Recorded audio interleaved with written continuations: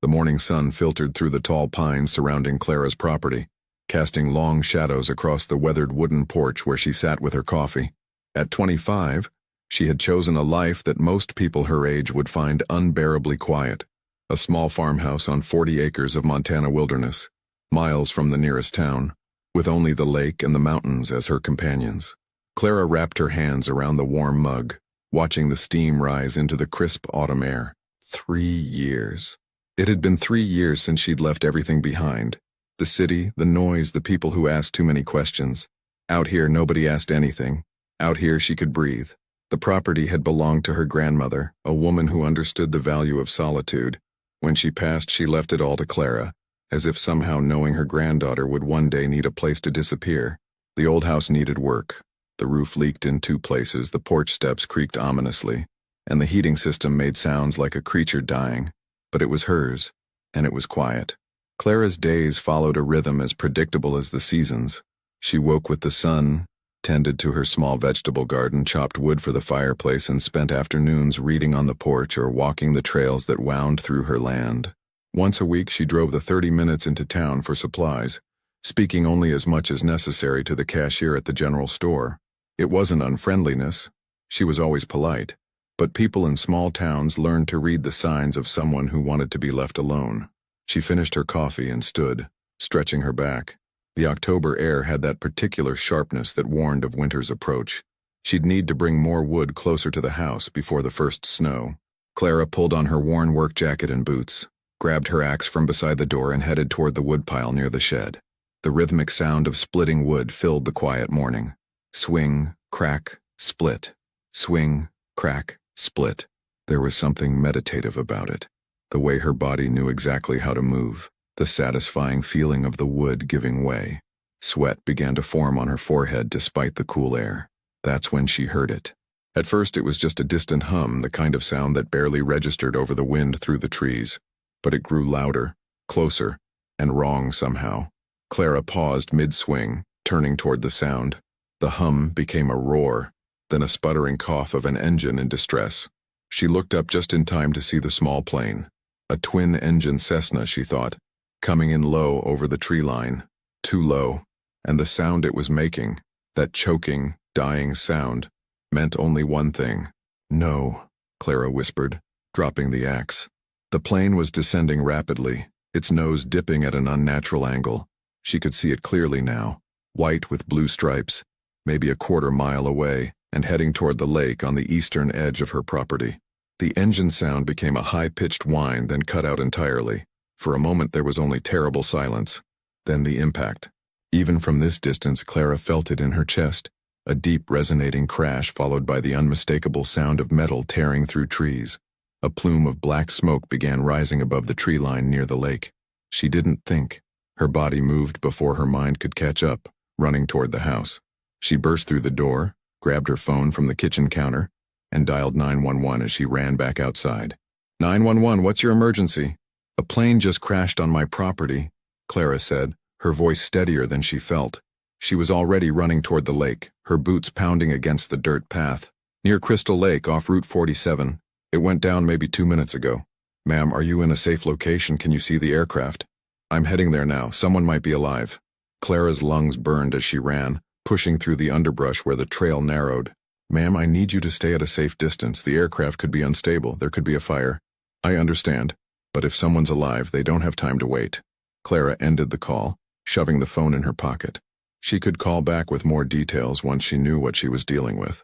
The smoke grew thicker as she approached, and she could smell it now. Burning rubber, fuel, that acrid chemical smell that made her eyes water. She slowed her pace, more cautious now, aware that the 911 operator had been right about the dangers. The lake came into view through the trees, its normally calm surface disturbed by debris.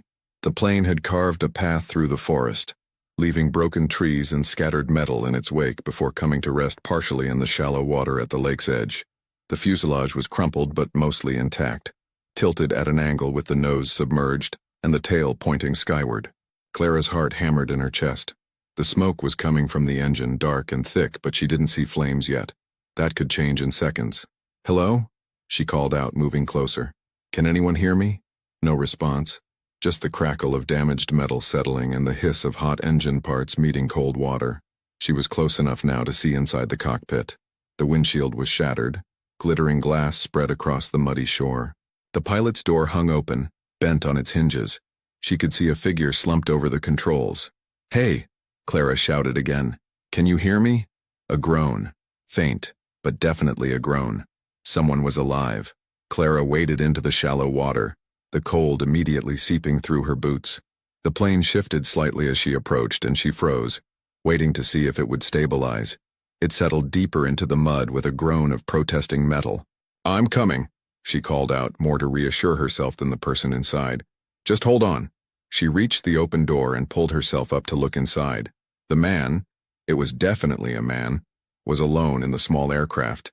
He was slumped forward, held partially upright by his seatbelt, his head resting against the shattered side window. Blood ran from a gash on his forehead, and his expensive-looking shirt was torn and stained. "Sir, can you hear me?" Clara reached in and gently touched his shoulder. His eyes opened, unfocused and confused. They were dark, almost black, and even in his injured state, there was something intense about his gaze. He tried to speak, but only managed a weak sound. "Don't try to talk," Clara said, her voice firm but gentle. "You've been in an accident. I need to get you out of here, okay?" He managed a slight nod, then winced in pain. Clara assessed the situation quickly. The seatbelt was still fastened, which had probably saved his life. His legs were pinned slightly by the crumpled dashboard, but not trapped entirely. She couldn't see any obvious broken bones, but internal injuries were always a possibility with this kind of impact. The smell of fuel was getting stronger. "We need to move now," she said, reaching across him to unbuckle the seatbelt. "This is going to hurt, but I need you to try to help me. Can you do that?" "Yes," he managed, his voice rough and barely above a whisper. Clara got the seatbelt undone and wrapped her arm around his torso, taking as much of his weight as she could. On 3. 1, 2, 3. He groaned in pain as she pulled, but he pushed with his legs, helping to extract himself from the wreckage. They half fell out of the plane together, splashing into the knee-deep water. The man would have collapsed completely if Clara hadn't been holding him up. "I've got you," she said, adjusting her grip around his waist. He was tall, several inches taller than her, and solid, making it difficult to support his weight. But adrenaline was a powerful thing. "We need to get away from the plane. Come on, you can do this." Step by agonizing step, they moved away from the wreckage.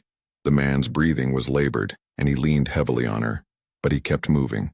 Clara's muscles screamed in protest, her boots slipping in the mud and water, but she didn't stop until they were at least 30 yards away, behind a large boulder that would provide some protection if the plane exploded. She lowered him carefully to the ground, propping him against the boulder. Now that they were out of immediate danger, she could see him more clearly in the daylight. Despite the blood and dirt, she could tell he was handsome in a sharp, almost severe way. His dark hair was cut short and neat, though now disheveled. His clothes, what remained visible beneath the grime, were clearly expensive. Even his watch, miraculously unbroken, looked like it cost more than her truck. "What's your name?" Clara asked, pulling off her jacket and pressing it against the wound on his head. He winced but didn't pull away. "Lorenzo," he said, his voice a bit stronger now. "Lorenzo." He seemed to struggle with whether to say more, then just closed his eyes. "Okay, Lorenzo, I'm Clara. Paramedics are on their way, you're going to be fine." She said it with confidence she didn't entirely feel. Head wounds bled a lot, she knew that, but the gash looked deep, and there was no way to know what else might be injured internally.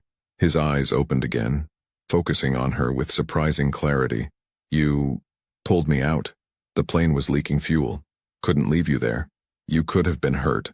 Clara shrugged, maintaining pressure on the wound. "Yeah, well, couldn't just let you burn." Something flickered across his face. Surprise, maybe, or confusion. Like he wasn't used to people doing things without expecting something in return. "Stay with me, Lorenzo," Clara said, as his eyes started to drift closed again. "I need you to stay awake. Tell me, where were you flying from?" "Seattle," he murmured. "To Montana. Business." "What kind of business?" He opened his mouth, then seemed to think better of it. "Import, export." It was clearly a lie, or at least not the whole truth, but Clara didn't push. People were entitled to their secrets even when they were bleeding and half-conscious. "Do you remember what happened? Why the plane went down?" Lorenzo's jaw tightened. Engine failure. Both engines. Same time. His eyes met hers. And there was something sharp in that gaze now. Something calculating even through the pain. Doesn't happen. Not both. Not like that.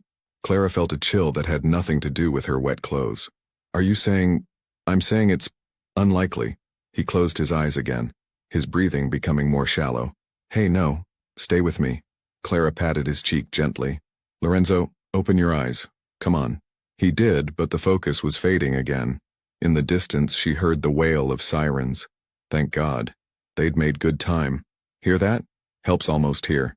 You just need to hold on a little longer. You saved my life, Lorenzo said, his words slightly slurred now. His hand moved, grasping her wrist with surprising strength. I won't forget. There was something in the way he said it.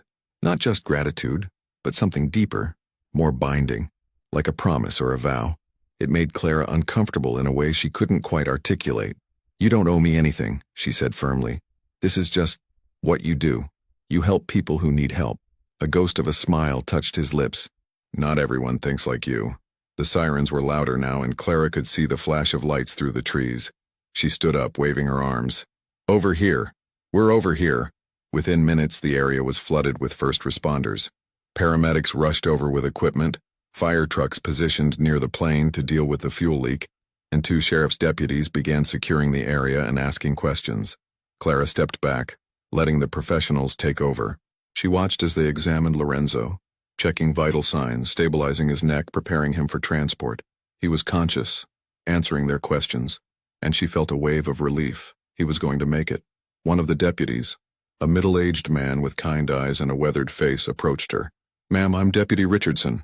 That was brave, what you did, but also pretty dangerous. How are you feeling? Do you need medical attention? Clara looked down at herself, soaked from the waist down, covered in mud and someone else's blood, probably bruised from helping carry Lorenzo. I'm fine. Just cold. Let's get you checked out anyway, just to be safe. She wanted to refuse, but she was suddenly so tired, the adrenaline draining away and leaving her shaky. Okay. A paramedic came over, a young woman with efficient movements and a kind smile. She checked Clara's vital signs, looked her over for injuries, and wrapped a blanket around her shoulders. You're one lucky lady, the paramedic said.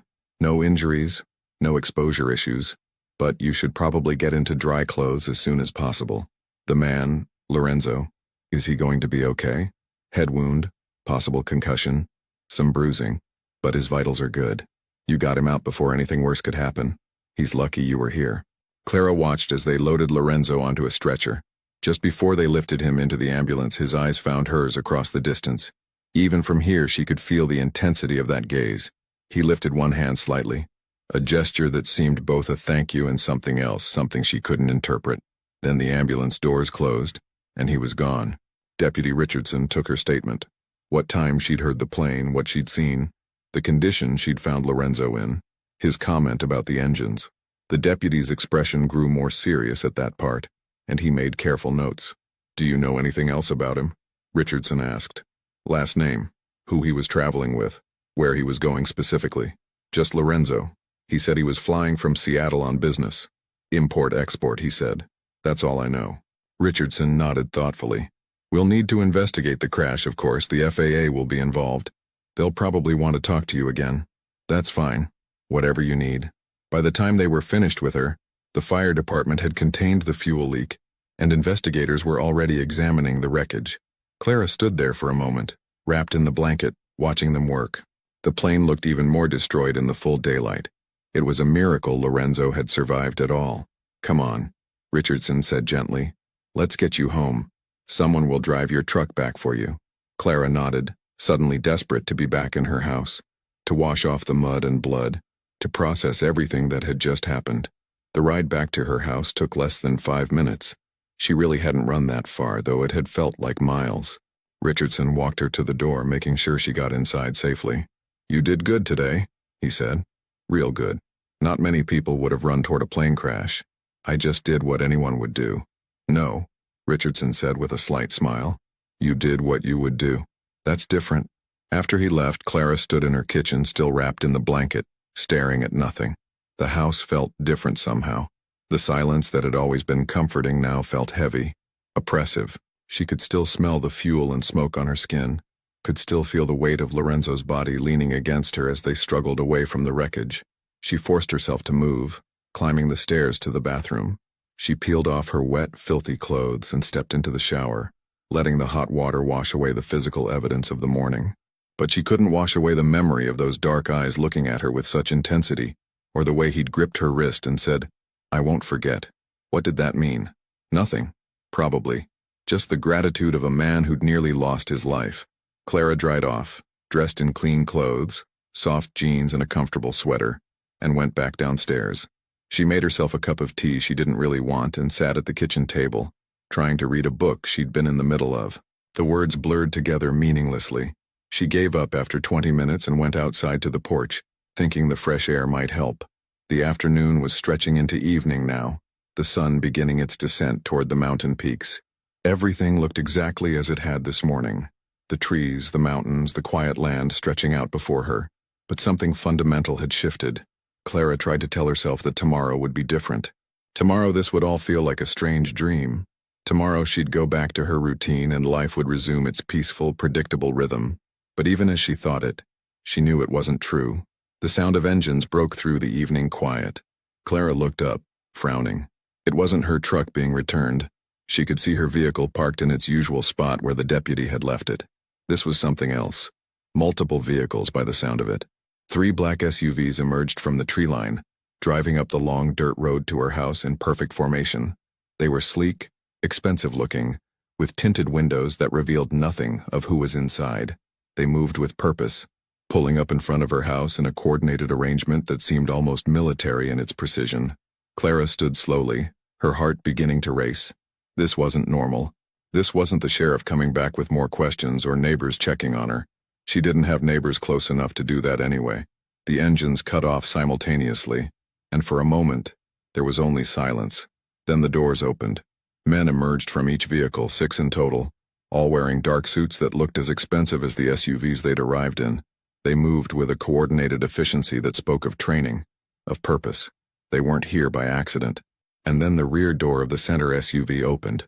A man stepped out, and even from the porch, even in the fading light, Clara recognized him immediately. Lorenzo. But he was transformed.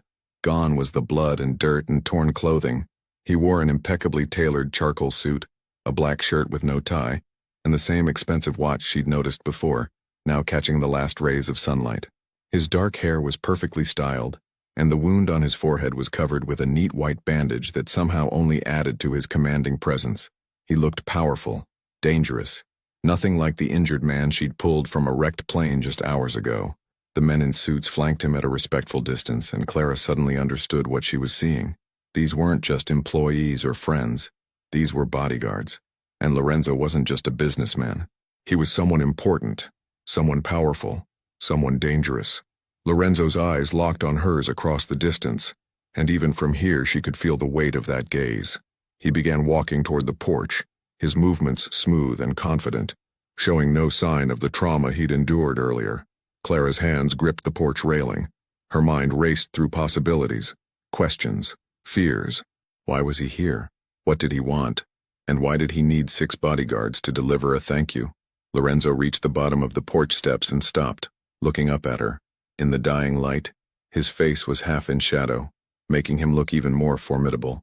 When he spoke, his voice was clear, strong, completely different from the rough whisper of a few hours ago.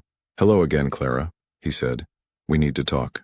The way he said it, calm, certain with an undertone of something she couldn't quite identify, made her blood run cold. Everything was about to change. And somehow, standing there on her porch as darkness crept across her quiet property, Clara knew that the life she'd so carefully built was about to be torn apart. Clara's fingers tightened on the porch railing as she stared down at Lorenzo. The 6 men in dark suits maintained their positions around the SUVs, watchful and alert, their eyes constantly scanning the property. The evening shadows made them look like statues, silent sentinels guarding their leader. "We need to talk," Lorenzo repeated when she didn't respond. Clara found her voice, though it came out more defensive than she intended. "I think you already said thank you when the paramedics took you away. You didn't need to come all the way back here." A slight smile touched Lorenzo's lips, but it didn't reach his eyes. "What I need to say requires more than a wave from a stretcher." He glanced at the men behind him, then back to her. May I come up? Every instinct Clara had developed over 3 years of solitude screamed at her to say no, to send him away, to retreat back into her house and lock the door. But there was something in his demeanor, not threatening exactly but absolutely certain, that told her he would say what he came to say whether she invited him up or not. Just you, she said, her voice firm.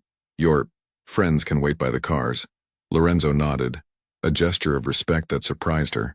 He turned to the closest man, a broad-shouldered figure with salt and pepper hair. Marco, everyone stays here. Keep watch but maintain distance. Boss, I don't think, the man started. I said everyone stays here. Lorenzo's voice hadn't risen, but the authority in it was absolute. Marco nodded once and the matter was settled. Lorenzo climbed the porch steps with the easy grace of someone who had completely recovered from the morning's ordeal, or someone very good at hiding pain. He stopped a respectful distance from Clara, close enough to speak normally but far enough to not invade her space. Up close she could see the neat white bandage on his forehead, the only visible evidence of the crash. How are you feeling? Clara asked, despite herself. You should be in a hospital. I was. For about 3 hours. Long enough for them to confirm no serious injuries. Concussion, some bruising, nothing that won't heal. He touched the bandage briefly. I heal fast. And I had pressing matters to attend to. Like showing up at my house with an armed escort. Lorenzo's expression shifted slightly. Something that might have been amusement. They're not armed. At least not obviously. And they're necessary. Though I understand how their presence might seem excessive. Excessive is one word for it. Clara crossed her arms. Why are you here, Lorenzo? Really? He was quiet for a moment, and she watched emotions flicker across his face.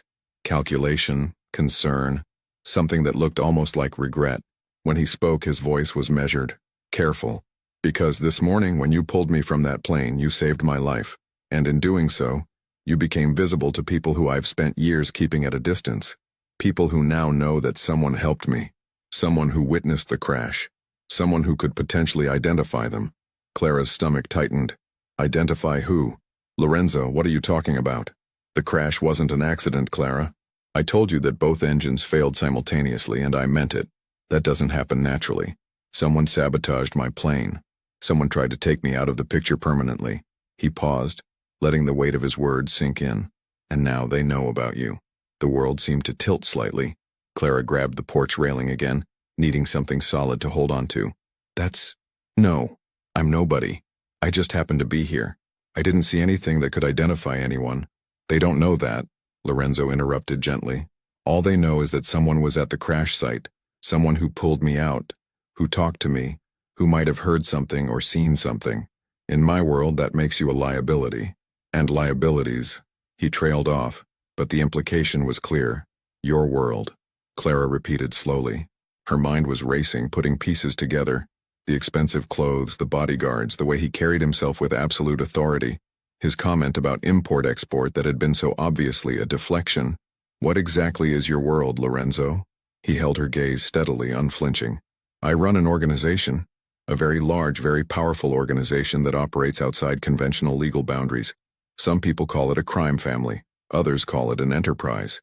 I call it survival in a world where power is the only currency that matters. The words hung in the air between them. Clara felt like she'd been punched in the stomach. You're telling me you're a criminal. I'm telling you I'm a businessman who operates in gray areas.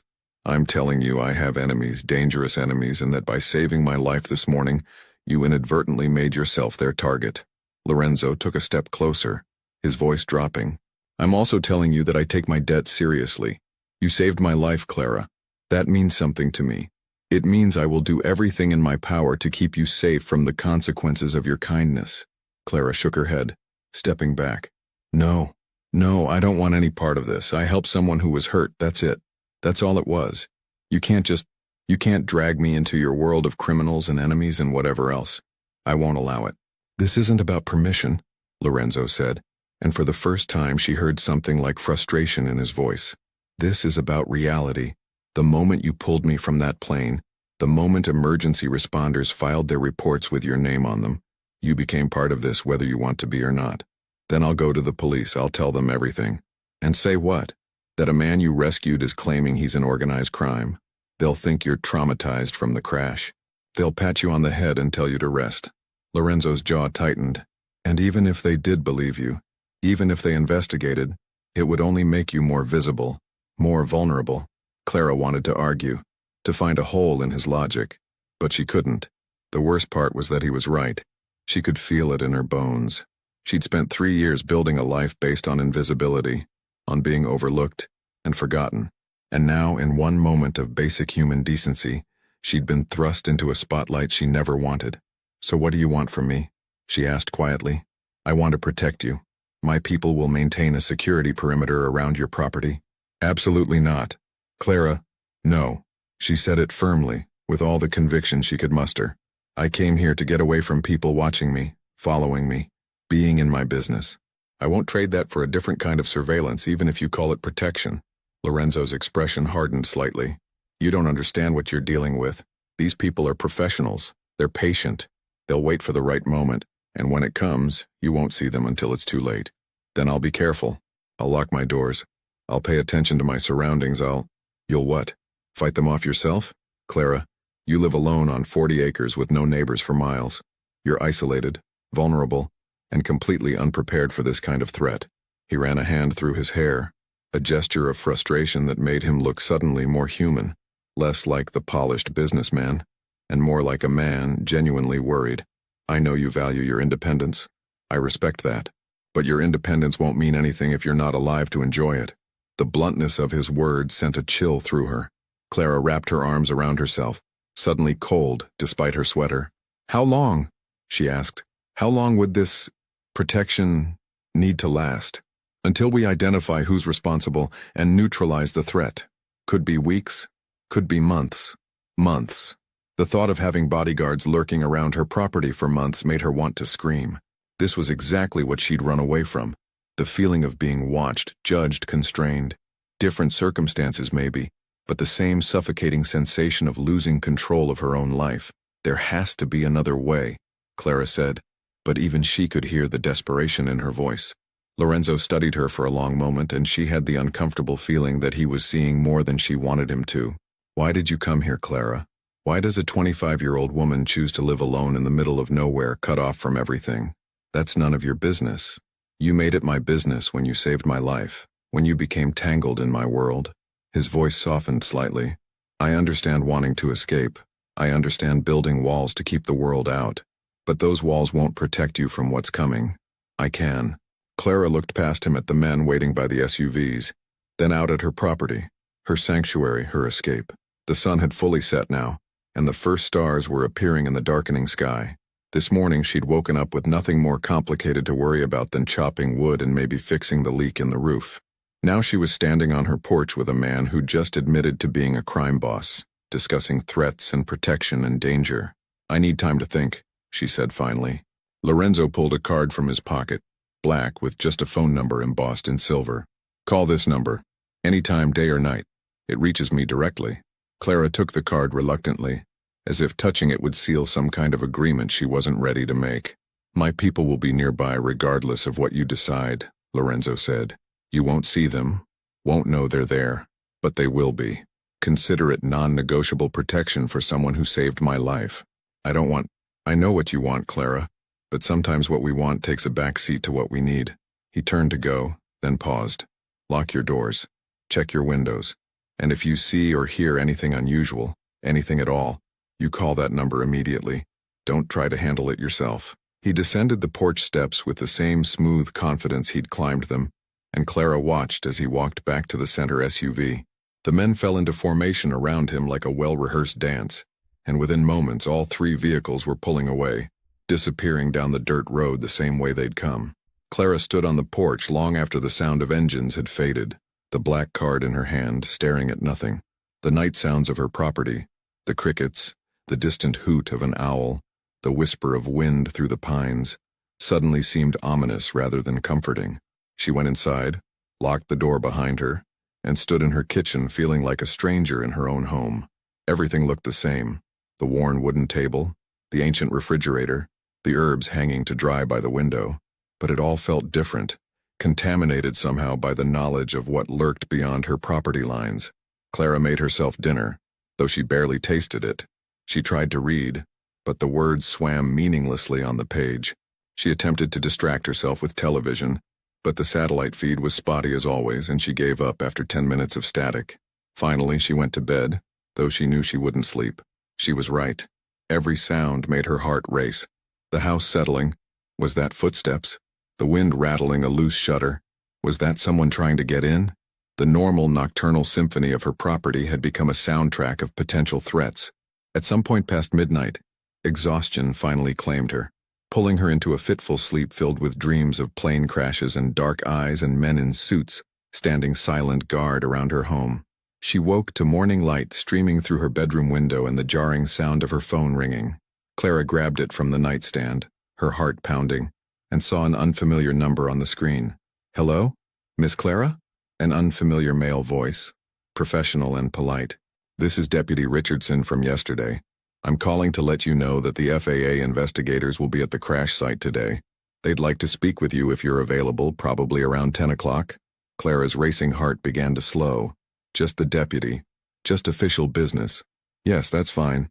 I'll be here." "Great. Oh, and Miss Clara? Just wanted to let you know. We had a patrol car drive by your property a few times last night, just to keep an eye on things. Noticed some vehicles parked at various points around your land. You have company staying with you?" Her stomach dropped. "No. No company." Well, they weren't on your actual property, so technically not trespassing, but it struck me as odd. You want us to check it out?" Clara thought about Lorenzo's promise that his people would be nearby whether she wanted them or not. "No, it's fine. Probably just hunters or something. It's that time of year." Richardson didn't sound entirely convinced, but he let it go. "All right. Well, you call us if you need anything, and we'll see you at 10. After he hung up, Clara got up and went to the window, pulling back the curtain to look out at her property. Everything appeared normal. The morning sun illuminating the trees, a light mist rising from the lake in the distance, her garden peaceful and undisturbed. But now she knew. Somewhere out there, beyond what she could see, Lorenzo's people were watching. Protecting her, he called it, but it felt like being in a cage, even if the bars were invisible. She showered, dressed, and forced herself to go through her morning routine, coffee on the porch, checking the garden, bringing in wood. But the simple pleasure she usually found in these tasks was gone, replaced by a constant awareness of being observed. The FAA investigators arrived promptly at 10, along with Deputy Richardson and another official from the National Transportation Safety Board. Clara walked them down to the crash site, answered their questions about what she'd seen and heard, described the condition of the plane and Lorenzo's state when she'd pulled him out. "He mentioned something," Clara said carefully, watching their reactions, "about both engines failing at the same time. He said that was unusual." The investigators exchanged glances. "Did he say anything else?" the lead investigator asked, a woman in her 40s with sharp eyes and a no-nonsense demeanor. "Just that it seemed unlikely for both to fail simultaneously." "He's not wrong," the woman admitted. "We're looking at all possibilities. Mechanical failure, maintenance issues, and—" She paused. "Other factors." "Other factors meaning sabotage?" Clara asked directly. The woman's expression became carefully neutral. "We don't speculate until we have evidence. But yes, in cases where mechanical failure seems improbable, we do investigate other possibilities." They spent another hour at the site, taking samples, photographing wreckage, measuring and documenting. Clara stood to the side, watching, wondering if they'd find evidence of tampering, and if they did, what that would mean for her. When they finally finished, Richardson walked her back to the house. "You doing okay?" he asked. "You seem a bit on edge." "Just tired, didn't sleep well." He nodded sympathetically. "That's normal after something traumatic. Give it a few days. If you're still having trouble, there are people you can talk to." "I'm fine," Clara said quickly. "Really?" After they left, Clara stood in her kitchen, staring at the black card Lorenzo had given her. She'd left it on the counter, like keeping it visible would somehow make the situation less real. The silver numbers seemed to gleam in the afternoon light, both a lifeline and a chain. She was reaching for it, not sure whether she was going to call or throw it away, when she heard the sound of a vehicle approaching. Not the SUVs from last night. This was louder, rougher. A truck, maybe. Clara went to the front window and peered out. An unfamiliar pickup truck was rolling up her driveway, old and battered, rust showing through faded blue paint. It definitely wasn't Lorenzo's people. They seemed more the expensive SUV type. The truck stopped and a man got out. He was in his 50s, wearing jeans and a flannel shirt, with a baseball cap pulled low over his eyes. He looked like a local, like any of a dozen men she might see at the general store in town. But something about the way he moved, the way his eyes scanned her property, set off alarm bells. Clara's hand found the black card, her fingers closing around it. The man started walking toward the house and Clara moved to the door, keeping it closed but watching through the window. He climbed the porch steps and knocked. 3 solid raps that echoed through the quiet house. She debated not answering, pretending she wasn't home. But her truck was visible and he'd clearly seen movement through the window. Heart pounding, she cracked the door open, keeping the chain lock engaged. "Can I help you?" she called through the gap. The man smiled, but it didn't reach his eyes. "Afternoon, ma'am. Sorry to bother you. I'm with the county assessor's office doing a survey of properties out this way. Just need to ask you a few questions about your land." Something about it felt wrong. The county had assessed her property 2 years ago when she'd inherited it. Why would they need another survey so soon? And why would they send someone alone, unannounced? "I think there's been a mistake," Clara said, keeping her voice steady. "My property was already assessed recently. I don't think I need another survey." The man's smile faltered slightly. "Oh, this is just a routine follow-up. Won't take more than a few minutes. If I could just come in—" "No," Clara said firmly. "You can leave your information and I'll contact the assessor's office directly to schedule something." The man's expression changed, the friendly facade cracking. His eyes hardened, and Clara saw his hand move toward his pocket. Time seemed to slow down. She could see the intention in his eyes, the shift from pretense to something darker. Clara slammed the door shut and threw the deadbolt. Her hands were shaking as she grabbed her phone and the black card, dialing the number with fumbling fingers. It rang once. "Clara," Lorenzo's voice sharp and alert. He'd clearly programmed her number into his phone. "There's someone here," she said, her voice coming out higher than she intended. "At my house. He's pretending to be from the county, but something's wrong. Where are you?" Inside, door locked, but Lorenzo. She heard the crash from the back of the house. Breaking glass, the sound of her back door being kicked open. "He's inside," Clara whispered, terror freezing her blood. "He's in the house. Stay on the line. My people are 30 seconds away. Hide. Now." Clara ran for the stairs, taking them 2 at a time. She could hear footsteps in her kitchen, deliberate and unhurried. Whoever this was, he knew she was trapped. She made it to her bedroom and locked the door, a flimsy barrier that wouldn't hold long, and dove into her closet, pressing herself into the corner behind her hanging clothes. "I'm in the closet," she breathed into the phone. "Upstairs bedroom." 20 seconds, Lorenzo said, and she could hear the strain in his voice, the sound of a vehicle in the background. "Stay quiet. Don't move." The footsteps reached the stairs. Slow, measured steps. Clara pressed her hand over her mouth, trying to control her breathing. She could hear her bedroom door handle jiggle, testing. Then the sound of splintering wood as the door was kicked open. Footsteps entering her room. Clara closed her eyes, pressing further into the corner. This was it. This was how she was going to. An explosion of noise from downstairs, shouting, multiple voices. "Federal agents, on the ground now." The footsteps in her room stopped, hesitated. More shouting, the thunder of boots on stairs, and then her bedroom filled with people. Clara heard the closet door open and nearly screamed before she saw the familiar face of Marco, Lorenzo's salt and pepper-haired guard from last night. "Miss Clara," he said gently, holstering his weapon. "You're safe now. Come out." Her legs barely supported her as she emerged from the closet. Her bedroom was full of Lorenzo's men, all in professional stances, all armed.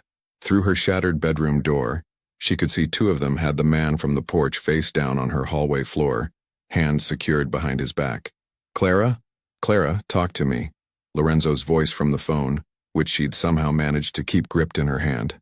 "I'm okay," she managed. "They're here. They got him. I'm 5 minutes out. Marco will stay with you until I arrive. Do exactly what he says." The line went dead. Marco guided her downstairs, away from the detained intruder, settling her on the couch in her living room. Someone brought her a glass of water. Someone else was on the phone, speaking in rapid Italian. The house that had been her sanctuary was now full of armed strangers, and paradoxically, that made her feel safer than she had since Lorenzo had left last night. She was still sitting there, wrapped in a blanket someone had draped over her shoulders despite the day being warm, when Lorenzo arrived. He came through her front door like a storm, his eyes finding her immediately. The relief that crossed his face was quickly replaced by cold fury as he took in her shaken state. He crossed to her in 3 strides, crouching down so they were eye level. "Are you hurt?" Clara shook her head. "No, I'm fine. Her voice broke. "He was in my house." Lorenzo's jaw clenched and she saw murder in his eyes. Not a figure of speech, but the literal intent to end a life. He stood and turned to Marco. "Status? 1 intruder detained. We have him secured upstairs. He had a weapon, found it when we restrained him. He's not talking yet." "He will," Lorenzo said, and the absolute certainty in his voice sent a chill through Clara. He looked back at her. "You can't stay here. This is my home. This is a compromised location. They know where you live, Clara. They'll send someone else, someone better." He held out his hand. "Pack a bag. You're coming with me." Clara wanted to argue, to insist on staying, to cling to her independence the way she'd been doing since she arrived here 3 years ago. But her back door was broken. Her bedroom door was splintered. A man with a weapon had been in her house, would have found her in that closet if Lorenzo's people hadn't arrived when they did. She wasn't safe here. Not anymore. Maybe not ever again. Clara looked at Lorenzo's extended hand. Strong, steady, the hand of someone who existed in a world of danger but somehow remained untouched by it. A world she wanted no part of. But wanting and reality were 2 different things, and reality had just shattered her door and invaded her sanctuary. She took his hand and let him pull her to her feet. "Okay," she whispered. "Okay." Lorenzo's grip tightened briefly on hers. Reassurance or promise, she wasn't sure which. "Go pack. Clothes for a week. Anything you can't leave behind. Marco will help you." As Clara climbed the stairs with Marco following at a respectful distance, she heard Lorenzo's voice behind her, cold and commanding. "Get him somewhere secure. I want to know who sent him, who he's working for, and what they know. I want it tonight."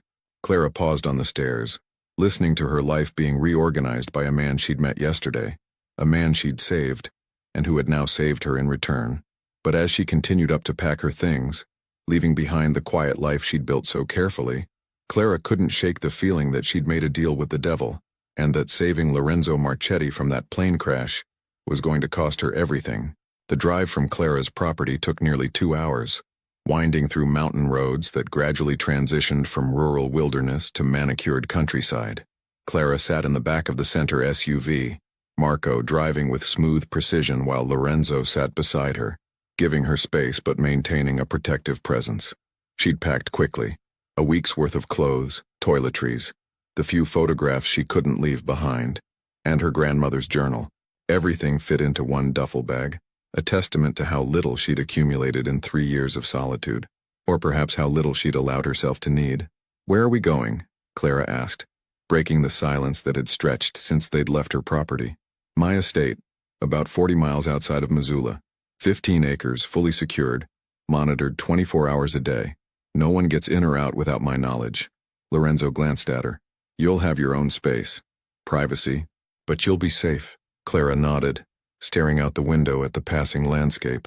Safe. It was a word she'd thought she'd achieved in her isolated farmhouse, but apparently safety was more complicated than distance and locked doors. "The man who broke into my house," she said quietly. "What will happen to him?" Lorenzo's expression darkened. "He'll answer questions, and then he'll be turned over to the authorities with evidence of breaking and entering. Attempted assault. He'll face legal consequences." It was a careful answer, Clara noticed. What he didn't say spoke louder than what he did. The man would answer questions first, and she had a feeling Lorenzo's methods of interrogation weren't exactly by the book. "I don't want anyone hurt because of me," Clara said firmly. Lorenzo turned to look at her fully, his dark eyes searching hers. "That man came to your home with the intention of harming you, possibly ending your life. You understand that, don't you? This wasn't a warning or intimidation. They sent him to eliminate a witness." The bluntness of it made her stomach turn, but she couldn't deny the truth. She'd seen it in the man's eyes when his friendly facade had cracked, that cold intent that had sent her running. "I understand," she whispered. I'm not used to any of this." "I know." Lorenzo's voice softened slightly. "And I'm sorry that helping me has brought this into your life. But I promise you, I will find out who's responsible and I will end this threat. Permanently." The way he said it left no room for doubt. Clara should have been horrified by his certainty, by the implications of what permanently meant in his world. But instead she felt a complicated mix of fear and relief, fear of what he was capable of, and relief that someone capable was standing between her and danger. They passed through tall iron gates that opened automatically as they approached, then drove up a long tree-lined driveway. The estate revealed itself gradually, a sprawling modern structure of stone, wood, and glass that managed to look both fortress-like and elegant. It sat on a rise overlooking a valley, with mountain peaks visible in the distance. The grounds were immaculate, with carefully tended gardens and subtle security features that Clara was learning to recognize. Cameras, motion sensors, strategic lighting. "It's beautiful," she admitted, despite herself. "My architect called it defensive luxury," Lorenzo said with a hint of dark humor. "Beautiful enough to live in comfortably, secure enough to withstand a siege. Do you expect sieges often?" "I expect everything, and prepare accordingly." The SUVs pulled up to the main entrance where several staff members waited. Lorenzo got out first, then offered his hand to help Clara down. She took it, noticing how naturally the gesture came to him. Old-fashioned courtesy, mixed with protective instinct. A woman in her 50s approached, her silver hair pulled back in an elegant bun, wearing professional attire that suggested she managed this entire operation. "Mr. Marchetti, welcome back. We've prepared the East Wing as requested." "Thank you, Teresa." Lorenzo gestured to Clara. "This is Clara Bennett. She'll be staying with us for a while. Please make sure she has everything she needs." Teresa's warm smile was genuine as she extended her hand. "Miss Bennett, welcome. I'm Teresa Castellano, the estate manager. If you need anything at all, please don't hesitate to ask." Clara shook her hand, surprised by the normalcy of it. She'd expected, what? Thugs and criminals? Instead, she was being greeted by someone who could have worked at any luxury hotel. "I'll show you to your rooms," Teresa said, taking Clara's duffel bag before she could protest. "Mr. Marchetti, Antonio is waiting in your office. He says it's urgent." Lorenzo's jaw tightened briefly. "Tell him I'll be there in 10 minutes. He turned to Clara. "Get settled. I'll check on you later." Clara followed Teresa into the house, trying not to gape at her surroundings. The interior matched the exterior, modern and elegant with high ceilings, natural light streaming through large windows, and carefully chosen artwork on the walls. It felt more like a luxury resort than a crime boss's fortress. The East Wing turned out to be a self-contained suite with a bedroom, sitting area, and private bathroom. Floor-to-ceiling windows offered a stunning view of the valley below, and French doors opened onto a private terrace. "The bathroom is fully stocked," Teresa said, setting Clara's bag on the bed. "Clothes in the closet should fit you. We keep various sizes for guests. Dinner is at 7 in the main dining room, but if you prefer to eat in your room, just press 9 on the phone and the kitchen will take your order." Clara looked at the mentioned closet, which was indeed stocked with clothing. Casual wear, more formal pieces, even sleepwear, all in neutral tones and what looked like her size. The efficiency of it was slightly unsettling. "This is all very—" Clara searched for the right word. "Organized?" Teresa supplied with a knowing smile. "Mr. Marchetti runs a tight ship, but please don't feel like a prisoner here. You're a guest, and you're free to move about the estate. The only restriction is the security gate. For your own safety, you can't leave the grounds without an escort." After Teresa left, Clara stood in the middle of the luxurious room, feeling completely out of place. 24 hours ago, she'd been in her modest farmhouse, her biggest concern whether she'd have enough firewood for the coming week. Now she was in what amounted to a gilded cage, however beautiful and comfortable. She unpacked her meager belongings, the handful of items looking lost in the spacious dresser drawers. Then she showered, letting the hot water and expensive soaps wash away the lingering fear from the morning's incident. When she emerged, she found a selection of clothing laid out on the bed, comfortable jeans, a soft cashmere sweater, even undergarments in her exact size. The attention to detail was impressive and slightly invasive. Clara dressed and ventured out of her room, curiosity overcoming her desire to hide.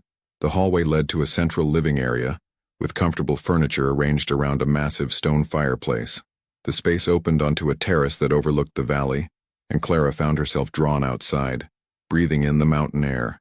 Beautiful view, isn't it? Clara turned to find a man in his early 30s standing in the doorway. He was handsome in a casual way, with sandy hair and an easy smile that seemed genuine. He wore jeans and a button-down shirt, and carried himself with confidence but not the intimidating intensity of Lorenzo or Marco. "It is?" Clara agreed cautiously.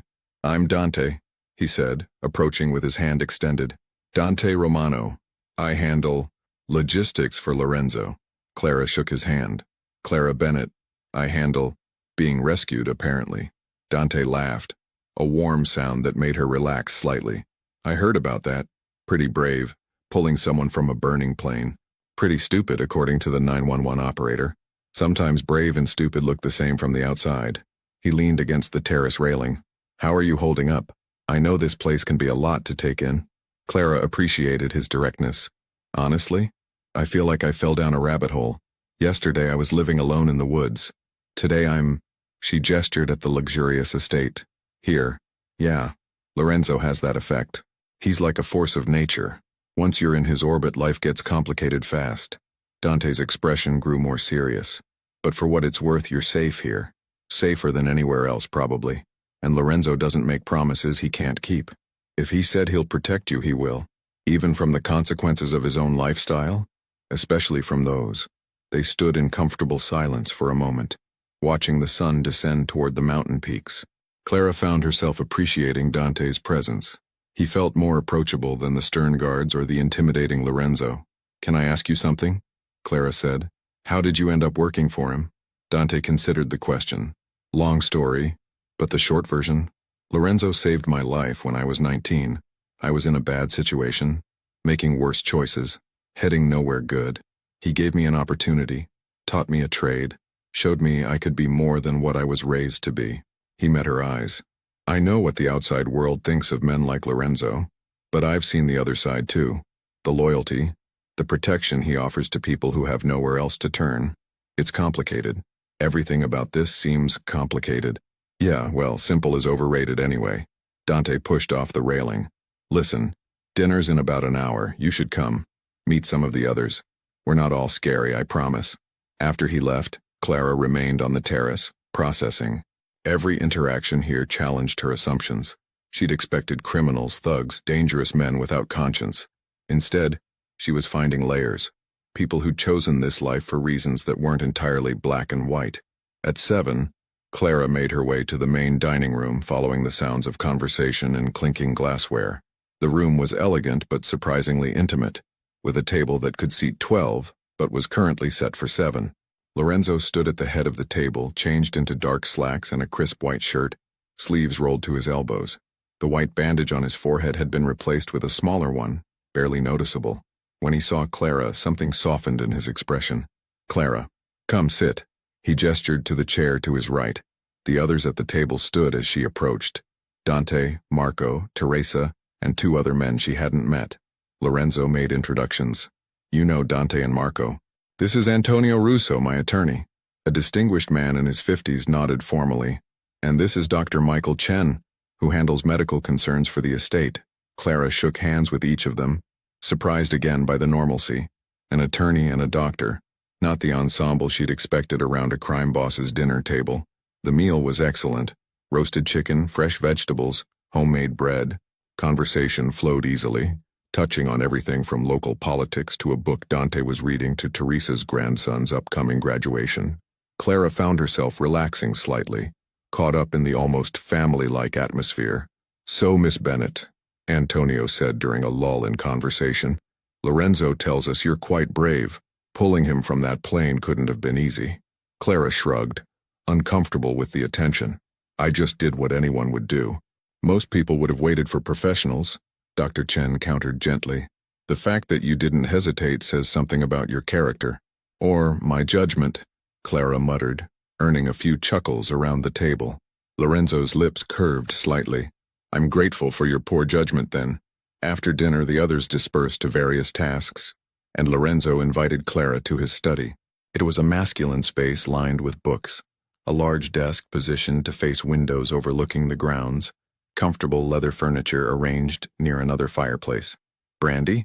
Lorenzo offered, moving to a bar cart. No, thank you. I don't really drink.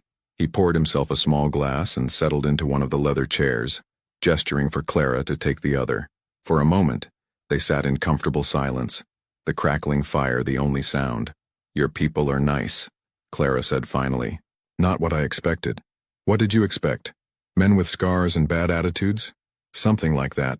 Lorenzo smiled slightly, though it didn't quite reach his eyes. I've found that loyalty is earned, not demanded. I choose people carefully. Competence certainly, but also character. Men who understand that strength doesn't require cruelty. Women who see beyond surfaces. Like Teresa. Teresa's been with me for 15 years. She knew my mother, actually. When my mother passed, Teresa made sure I didn't fall apart completely. She's family, not just an employee. It was the first personal thing Lorenzo had shared, and Clara found herself curious. What about your father? Lorenzo's expression shuddered. That's a conversation for another time. Clara recognized the wall going up and let it be. They sat quietly, the fire providing warmth against the evening chill seeping through the windows. Can I ask you something? Clara ventured. How does someone end up in your position, running an organization like this? Lorenzo studied his brandy, swirling the amber liquid. You're asking how someone becomes a criminal. I'm asking how you became you. He looked at her then, really looked at her, as if trying to determine whether she could handle the truth. Whatever he saw must have satisfied him, because he began to speak. I was born into this world. My father, my grandfather, 3 generations back, all part of the organization. It wasn't a choice so much as an inheritance. But the way I run things, that was a choice. He leaned back, his eyes distant. I was 22 when my father was taken out by a rival family. Traditional hit, brutal, public, meant to send a message. I inherited leadership in blood and chaos. Clara's chest tightened at the matter-of-fact way he spoke about such horror. The old ways said I should retaliate immediately. Start a war, show strength through aggression. But I'd spent 4 years studying business at Columbia, learning about legitimate enterprise, corporate strategy. I saw a different path. He met her eyes. I eliminated the immediate threat, yes, but then I started restructuring, making the organization more like a corporation, professional, strategic, focused on high-value operations with minimal collateral damage. You make it sound like a business. Because that's what it is, just one that operates outside legal frameworks. He set down his glass.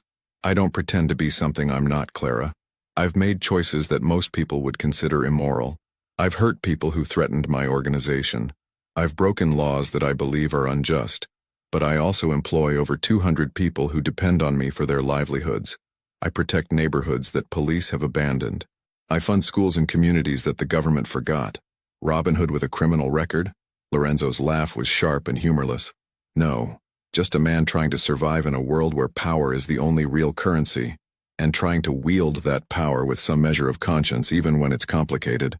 Clara absorbed this, trying to reconcile the man in front of her with her preconceptions of criminality. Do you ever wish you could just walk away? Live a normal life? Every day, Lorenzo said quietly, and the honesty in his voice surprised her. But I'm in too deep now. Too many people depend on me. Too many enemies would see my departure as weakness. In this world, you don't retire. You either die or get taken out. The bleakness of it settled over them like a shroud. Clara found herself feeling something unexpected. Sympathy for a man who'd been born into a life he could never truly escape. I'm sorry, she said softly.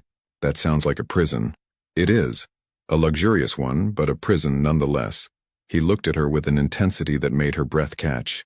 Which is why I understand your need for freedom, your desire to live on your own terms.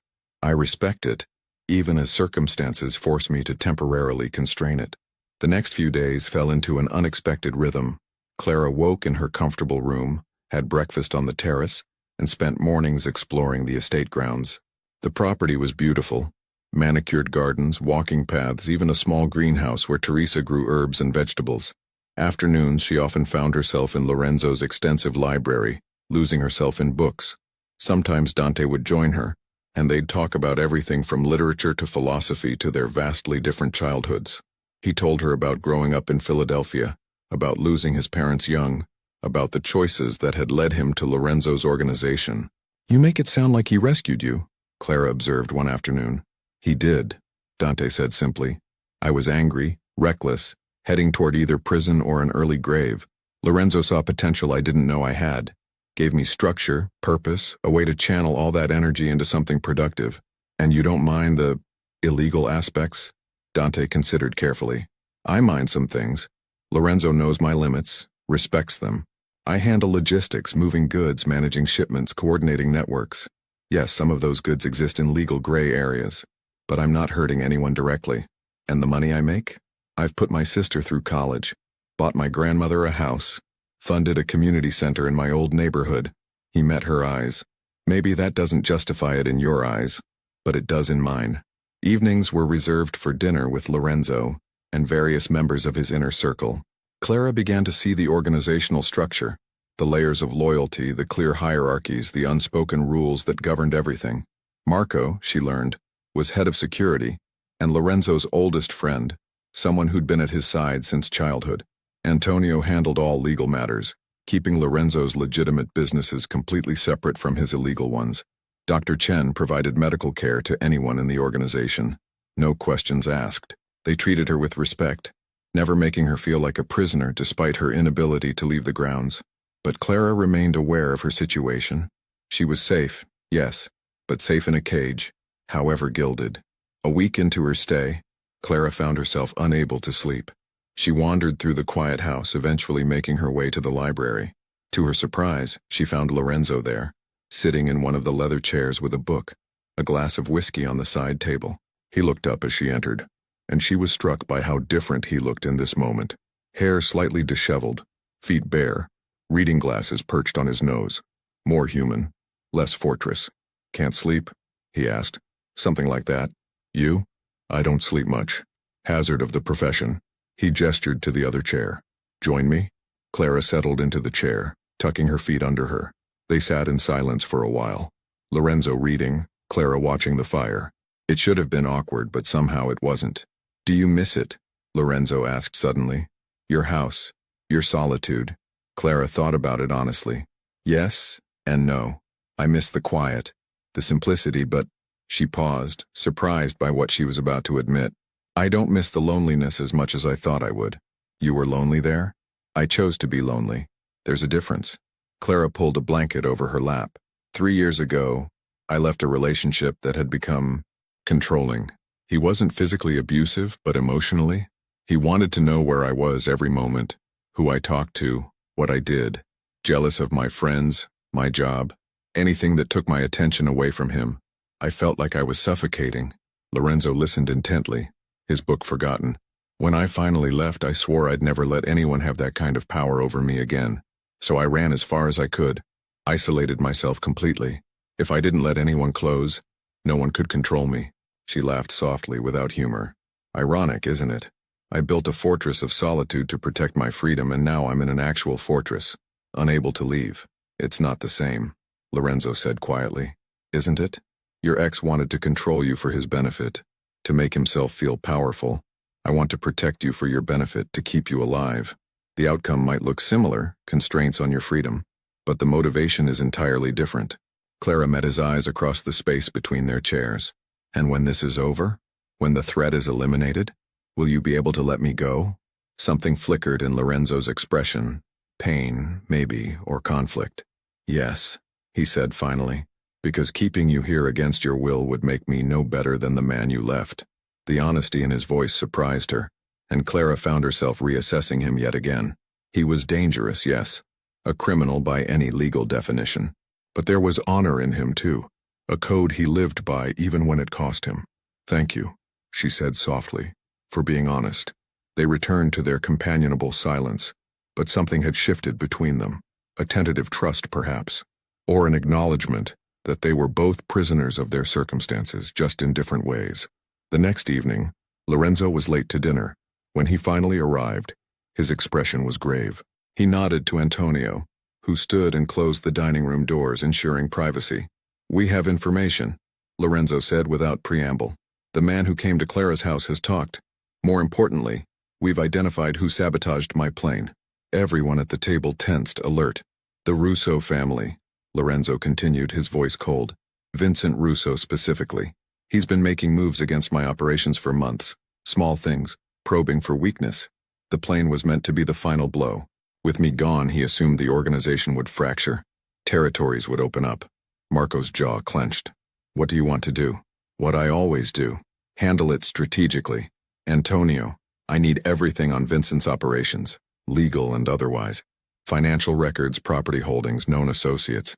Marco, increased security protocols. Double shifts on all key locations. Dante, inventory our assets. I want to know exactly what we have and where. Clara watched Lorenzo transform from the thoughtful man who read late at night to a commander issuing orders. The others responded immediately, no questions, complete trust in his leadership. And Clara? She asked quietly. Lorenzo's eyes softened slightly when he looked at her. You stay here, under protection, until this is resolved.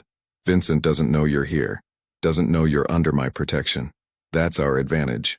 Over the next few days, the estate took on a different energy. More people came and went, always in groups, always purposeful. Clara caught snatches of conversation, shipments, routes, containment strategies. She understood that she was witnessing the machinery of Lorenzo's organization in full operation, responding to a threat with calculated precision. She spent more time in her room, feeling out of place among the heightened activity. But each evening, Lorenzo would find her, on the terrace, in the library, once in the greenhouse, and they would talk. Not about the situation with Vincent, but about everything else. Books they'd read, places they'd traveled, memories from childhood, dreams they'd once had. I wanted to be an architect, Lorenzo admitted one evening as they walked the garden paths. Design buildings that would last centuries, something beautiful and permanent. You still could, Clara said. No, that ship sailed when I inherited this life, but sometimes I design anyway, on paper, just for myself. The house we're in? I drew the initial plans. My architect refined them, made them structurally sound, but the vision was mine. Clara looked back at the house, seeing it differently now. A physical manifestation of Lorenzo's trapped aspirations. A prison he'd built for himself that was at least beautiful. What about you? Lorenzo asked. Before you ran to the woods, what did you want? I was a teacher. Elementary school, 3rd grade. I loved it. Watching kids discover that they could learn, that they were capable of more than they thought. Clara's throat tightened. But he, my ex, he worked at the same school. Even after I left him, I'd see him every day.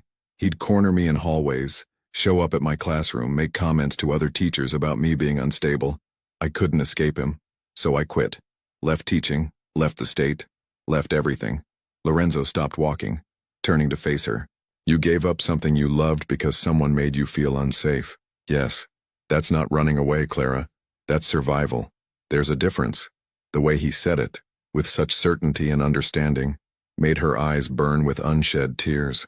For 3 years she'd thought of herself as a coward for leaving. But maybe Lorenzo was right. Maybe survival and cowardice weren't the same thing. Thank you, she whispered. Lorenzo reached out slowly, giving her time to pull away, and tucked a strand of hair behind her ear. His touch was gentle, reverent almost. You're stronger than you think. I've seen strong, Clara. I recognize it. The moment stretched between them, charged with something neither of them seemed ready to name. Then Lorenzo's phone buzzed, shattering the intimacy. He glanced at it, his expression hardening. I have to go. Business, that can't wait. He looked at her with something like regret. Will you be all right? I'm always all right, Clara said, though they both knew it was a lie. After he left, Clara remained in the garden thinking about how much had changed. 2 weeks ago, Lorenzo Marchetti had been a stranger, a bleeding man in a crashed plane. Now he was, what? A protector? A friend? Something more complicated that she didn't want to examine too closely. She was drawn to him, that much she couldn't deny. Not just physically, though he was undeniably attractive, but deeper. She was drawn to his complexity, his honor within dishonor, the way he'd built something almost noble within a fundamentally unlawful framework. But getting closer to Lorenzo meant accepting his world, and Clara had spent 3 years building walls specifically to keep worlds like his out. The next morning, Clara made a decision. She found Lorenzo in his office, surrounded by papers and looking exhausted. I want to go home, she said without preamble. Lorenzo looked up and she saw something in his face. Not surprise exactly, but resignation. Like he'd been expecting this. It's not safe yet. It's my home, Lorenzo. My life. I can't hide here forever, waiting for your war to end. It's not a war. It's a strategic confrontation. Semantics. Clara crossed her arms. You've been honest with me, so I'll be honest with you. I'm grateful for your protection. I'm grateful for everyone's kindness, but I'm suffocating here. I need my space, my independence, my life back. You could die if you leave. I could die if I stay too long and forget how to live. Lorenzo stood, coming around the desk, to face her. Clara, listen to me. Vincent Russo is dangerous. He's smart, patient, and he has resources. If you go back to your property, you're vulnerable. I can't protect you from a distance. I'm not asking you to protect me. I'm asking you to respect my choice. They're not mutually exclusive. Clara softened slightly at the frustration in his voice. She could see that this was hard for him, that letting her go felt like failure, but she also knew that if she stayed much longer, she'd lose the part of herself that she'd been trying to rebuild. Lorenzo, you said you'd let me go when I wanted, that you wouldn't be like my ex holding me against my will. It was a low blow, using his own words against him, but it worked. Lorenzo's shoulders sagged slightly. You're right, he said quietly. I promised, but Clara, at least let me implement security measures. Cameras around your property, an alarm system connected directly to my people. Let me station someone nearby, not on your land, but close enough to respond if needed. It was a compromise and probably the best she'd get. Clara nodded. Okay, but invisible. I don't want to see them or know they're there. Agreed. They stood looking at each other, and Clara saw 100 things unsaid in his expression. Worry, frustration, and something deeper that made her heart race. When? Lorenzo asked. Tomorrow. I want to go home tomorrow. He nodded once, sharp and final. Then tomorrow it is. I'll make the arrangements. That evening, the dinner table was quieter than usual. Everyone seemed to sense Clara's impending departure, and the mood was somber. After the meal, Dante pulled her aside. You sure about this? He asked. No, Clara admitted, but I'm sure I can't stay. Lorenzo's going to worry. He's good at a lot of things, but letting people go, not his strongest skill. He'll have to learn. Dante smiled sadly. Yeah, but here's the thing. I don't think this is about you being under his protection anymore. I think he cares about you. Like, actually cares. And that scares him more than any threat from Vincent Russo ever could. Clara didn't know what to say to that, so she said nothing. But as she returned to her room to pack her few belongings, Dante's words echoed in her mind. Did Lorenzo care about her beyond obligation? And more importantly, did she care about him beyond gratitude? The questions followed her into an uneasy sleep, and they were still there when morning came, as persistent and unsettling as the man they concerned. 3 days after returning home, Clara had almost convinced herself that normal life was possible again. The security cameras Lorenzo installed were discreet, barely noticeable. Her daily routines resumed. Morning coffee on the porch, tending the garden, chopping wood. But something fundamental had changed within her. She missed Lorenzo, not just his protection, but his presence.